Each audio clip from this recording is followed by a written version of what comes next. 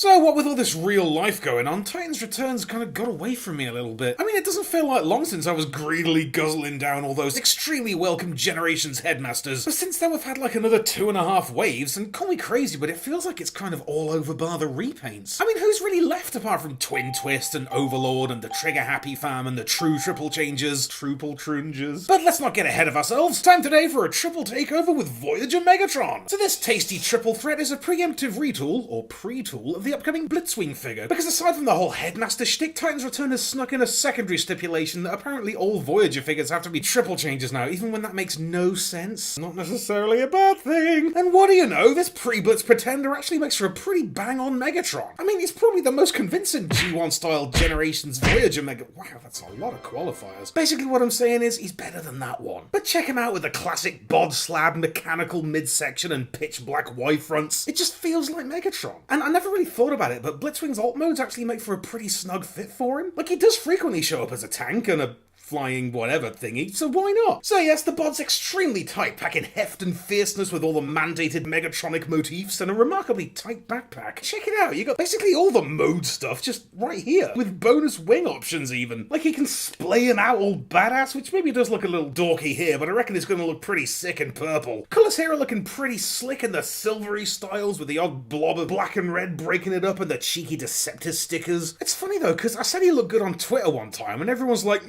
what about all the grey plastic? It's Megatron. Megatron is grey.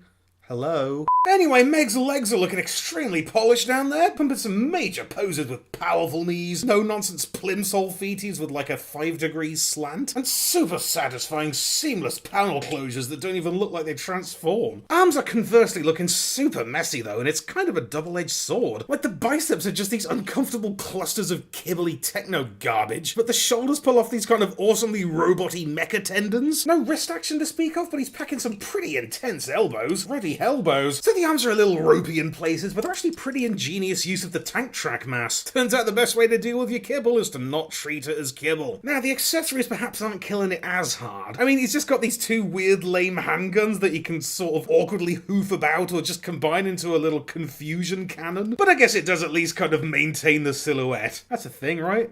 Everybody says that. Oh, the silhouette! I need the silhouette! I've said it. It's fine. So anyway, on to little Doom Shot, coming next January from Marvel Knights. He's just your standard little Titan master mate with a lot of junk in the mega trunk. Is it me though, or is that face just a tiny bit indistinct? I mean, it's all there, the helmet's looking pretty headbanging, but with the face proper, it's just a bit like, where are my glasses? And it's a shame, because it's pretty poor show for an otherwise entirely satisfactory robot to be let down by its bloody face. Am I right, Wolfwire? Am I right, every movie toy ever? But if it helps, the shoulders have got these little pop-out seeker columns because of no reason. So yes, always love me a good Megatron, and I'm kind of stunned by how well this works. I mean, there are a ton of demands on what a Blitzwing body type needs to achieve, and until now we've only really seen it done with varying degrees of compromise and abject failure. So all things considered, this is one respectable robo job.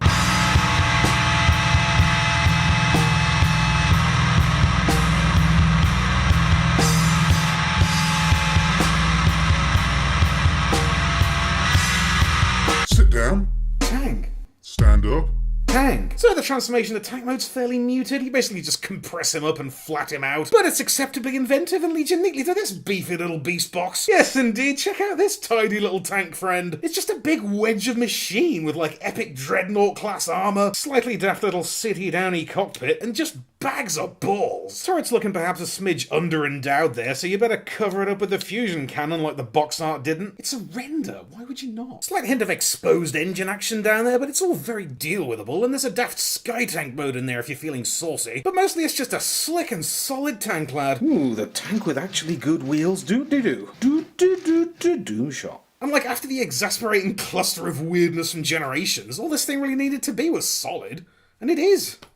So...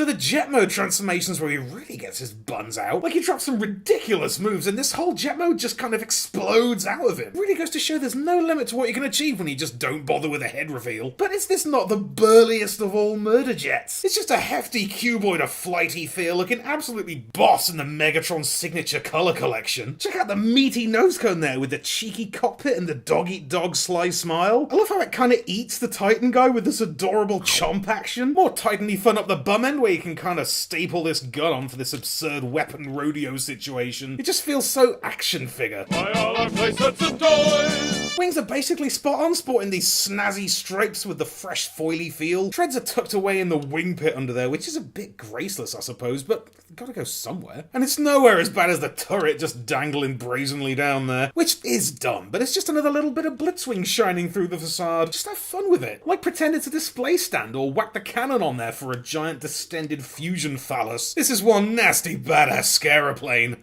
Or like Aeroplane. Like it's equal parts Megatron and Blitzwing, dash a Starscream on the wings maybe, and like a reassuring undercurrent of Leader 1. So yes, Titan's Megatron is kind of a miraculous thing. Like it blends in a bitchin' tank with a badass jet and a righteous robot into one extremely tight package like it's the most natural thing in the world. It just proves once again that the Voyagers are the dancingest size class there is, but I am very aware that I'm basically holding an unpainted Blitzwing prototype. Okay, can we just rap about this whole pre-tool thing for a minute? Because it was kind of fun to begin with, but now it's getting obnoxious. Because this is so obviously a Blitzwing toy, it's like, why do it as somebody else first? I mean, I think it started with Alpha Bravo, and it was different then. Because this was like bringing in a new guy rather than just going with the same old combiner teams. And it kind of mixed things up a bit. Like, it switched up the established aerial bot squad, pissed off the hardline G1 fanboys right from Wave 1, and generated a kind of underdog subculture hero. It felt kind of cool, man. It was a little bit in-universe anti-establishment even. But then you think about it for a second, and it's like, they were obviously going to have to do a helicopter guy sooner or later, so maybe they were just throwing it out there early to get their money's worth on the mold. Much as I'm genuinely stoked that we're getting a new Octane and what promises to be a friggin' killer Blitzwing, the fact that they released them both beforehand as the hands-down most bankable characters in the franchise just feels a bit greasy. Like a cheap, sleazy grift to maximize ROI with some curiosity cash from the casuals. But look, if they keep making money, they'll keep making toys. What, you think we'd be getting Leader Overlord if they hadn't done a million movie Bumblebees? Life's short, man. You gotta take your victories where you can. I'm trying to have a good time here. So yes, Megatron is good. Blitzwing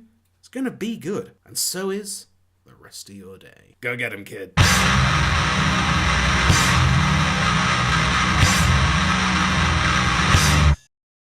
Be sure to subscribe for more Thew's Awesome Transformers reviews.